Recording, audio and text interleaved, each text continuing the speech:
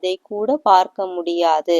எவனுக்கு அல்லாஹ் ஒளியை ஏற்படுத்தவில்லையோ அவனுக்கு எந்த ஒளியும் இல்லை என்று இந்த வசனம் நமக்கு சொல்கின்றது. அதாவது 24வது அத்தியாயம் 40வது வசனத்தில்.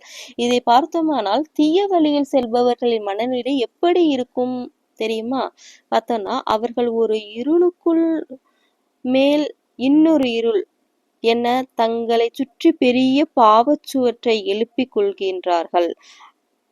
அலைக்கு மேல் அலை அடிக்கும் அந்த ஆழ்கடலில் இருளில் ஒரு மனிதன் தன் சொந்த கையை தன் கண்ணுக்கு மிக அருகில் நீட்டினால் கூட அவனுக்கு அது தெரியாது தான். அதாவது தான் செய்வது தவறு என்ற சுய விழிப்புணர்வு கூட இல்லாத அளவுக்கு அவர்களின் புத்தி மழுங்கி போய்விடுகின்றது என்பது இந்த வசனம் நமக்கு அழகாக சுட்டி காட்டுகின்றது.